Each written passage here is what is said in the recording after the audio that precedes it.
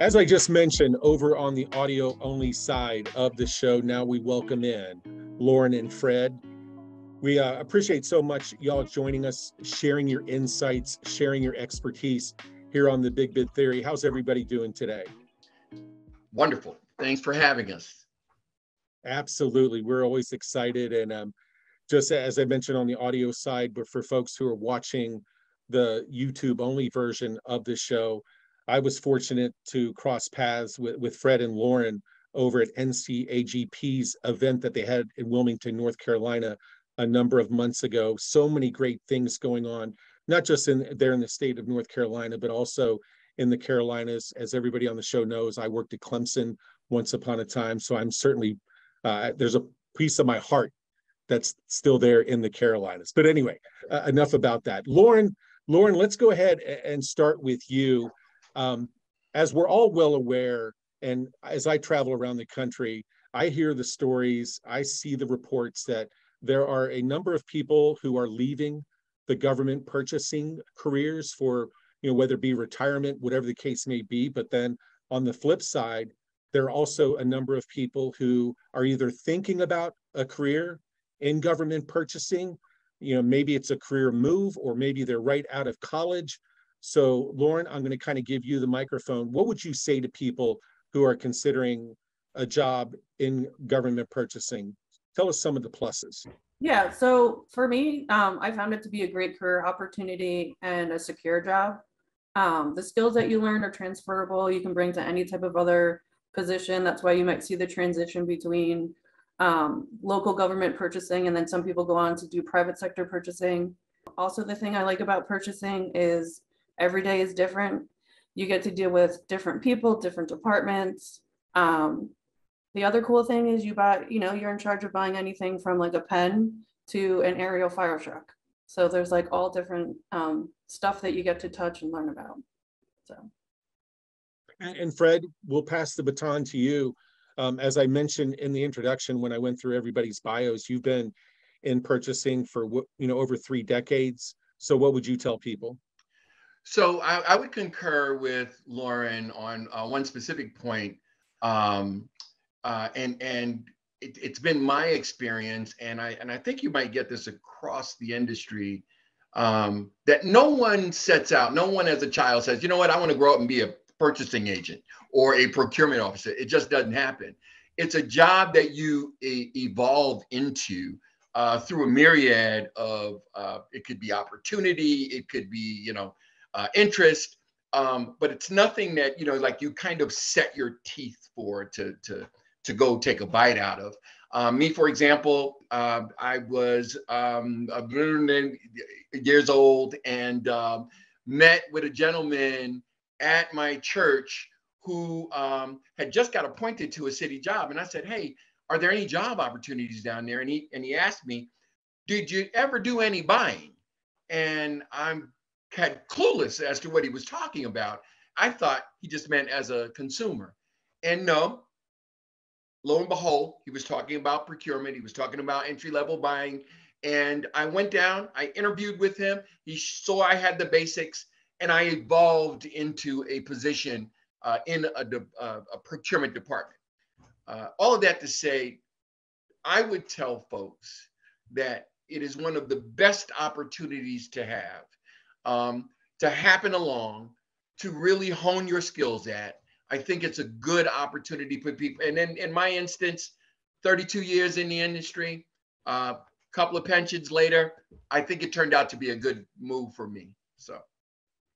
Very good. And that's insightful information from the both of you. And so it's kind of like a tennis match, this episode, where we keep passing the baton back and forth, hitting the ball back and forth. So Lauren, I'm going to pose this question to you.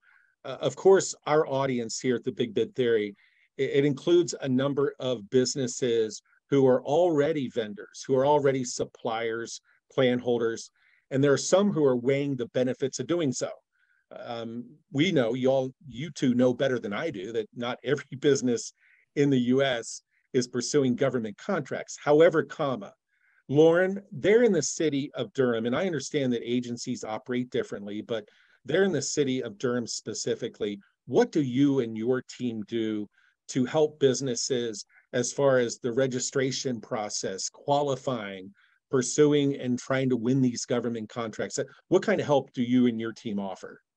So we have not just our team, but we also, the City of Durham has a small local business program where they help vendors sign up to do local business with Durham, and then also, urge them to sign up to be a hub vendor, which is a state vendor with the state of North Carolina. Through our vendor process, we, help them get signed up as a vendor, let them know, where our bid page is, which is where any business opportunities for the city, any bids are on our bid page. We also have small loan opportunities through our Durham 360 program, which if you go to the City of Durham's website, it can provide more information about that. We also have our underutilized business compliance division that seeks out, small local businesses to help them sign up to get local government contracts. Also, you can go to any city, state agency page to see what their opportunities are, if there's any small business loans for local government. The City of Durham is one, but there's also other opportunities with other government that I always suggest people to, look out for. Very good. Appreciate that information. And just as a side note, before we move along, Maddie and Lauren here on our team, they'll include, if you look at the description, our viewers, listeners, if you look at the description of the podcast, Maddie and Lauren will actually have links to some of the resources that Lauren just mentioned. So Fred, back over to you as we sit here in Wimbledon or wherever, US Open. So 32 years in purchasing, and you don't have to give your age, right? Yeah. But what are some of the tips that you can pass along to folks, kind of, and I'm talking about some of the major things that any and all businesses should know about before they move into pursuing government contracts? So visibility. I think that if you're seen, you can be considered. And I think that would be one of the tenets of trying to do business with any government entity. That can seem, the process may seem imposing to some folks with, that are not used to negotiating, submitting for contracts and bids and specifications. So what I would do, or what I would encourage a small business to do, is to be seen, to go down to your local agency office physically and interact with the mechanism that is required to get business opportunities. I think that that's one of the best things you can do.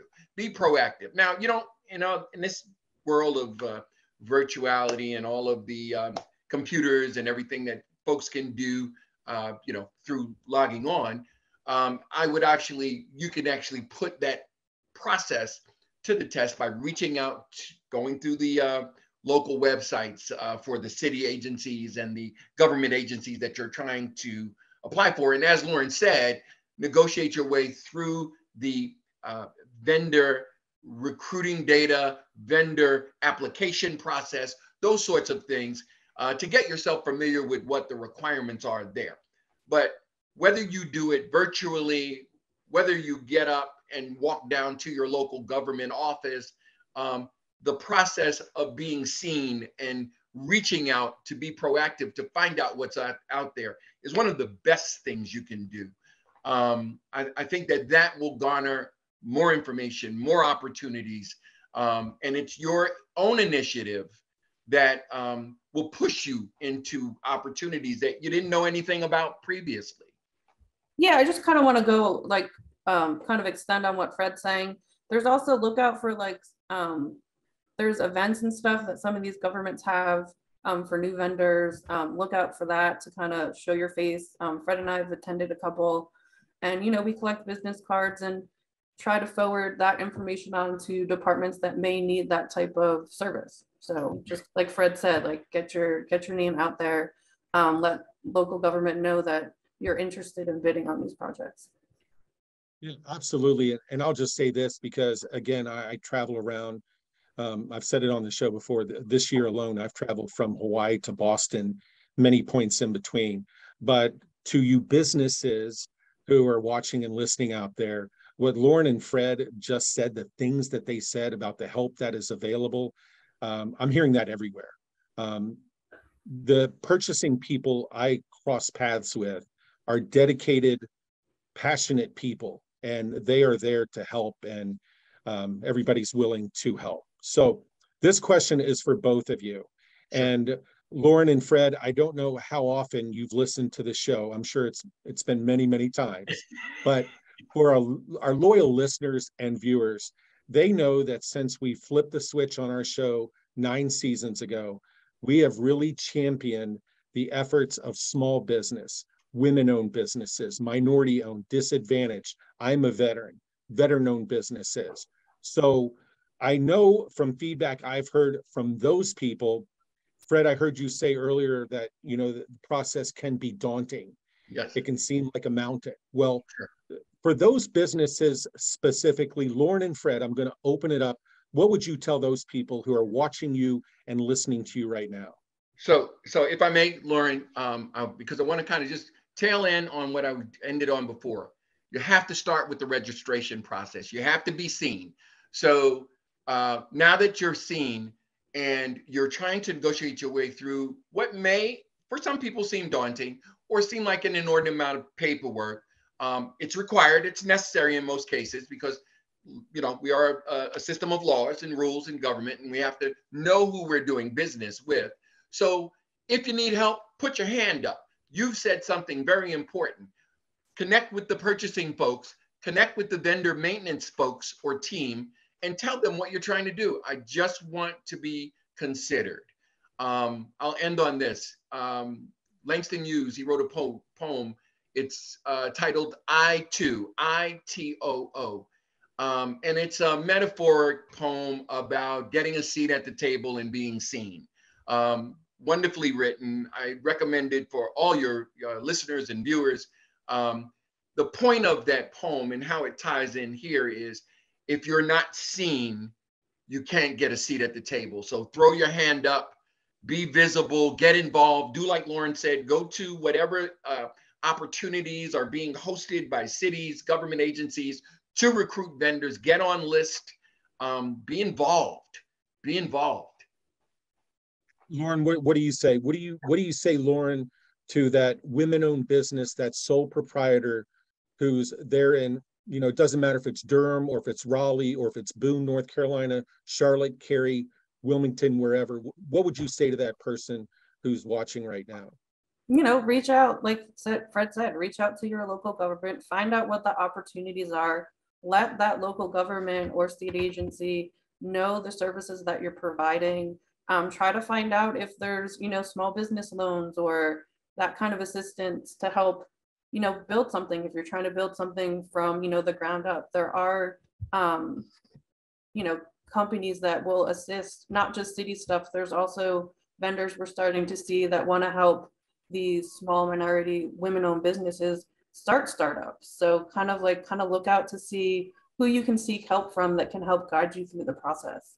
And that's sorry, go ahead, Fred. No, I'm sorry. I didn't mean to cut you off, Lauren. But you brought up a really good point.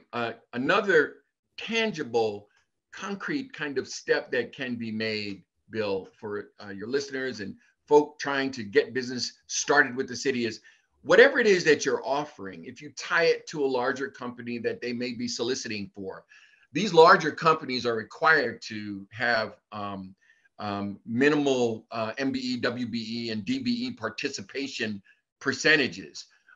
They may be interested in partnering and doing business with you. So reach out to like-minded, like industry folk that need you as a requirement to do business with that government entity, and give them your qualifications, give them your particulars, and say, hey, I'm trying to do business with you. Consider me as one of your subs. If, for example, you are a cabling company, reach out to the larger peripheral install folks in computers and tell them, hey, I do cabling. I can I don't know if they're still doing Cat 5. Everything is fiber now, but I am the person that you can use to get on the ground and put that install in place. I have forces here, and I'd like to partner with you. So visibility. Put your hand up. Absolutely. And just to let everybody know what Fred just said a moment ago there about connecting with like-minded businesses, that's exactly what Fred said to me when he and I spoke there in Wilmington, North Carolina. So you don't have to be the primary. You don't have to there's sometimes it's the crumbs that can mean a lot. I know here the show, I'll say the show is powered by Bid Prime and Beacon. So we've been doing this for a long, long time. And so there are a number of businesses out there where maybe it's a fraction of the revenue they make per year, but it's significant. And then, of course, there are other businesses as well where it's virtually everything that comes in over a given year, but it's definitely worth it. And speaking of worth it, Fred, I can't think about how proud you must be about the worth that you provided to the city of Durham over the years. And, I'm not going to ask you to reflect back on your entire career, even your entire time there at the city of Durham. But as you've had time to reflect, as you've moved on to the next adventure, what are some of the things that you're most proud of in terms of the fingerprints that you left there in the city of Durham?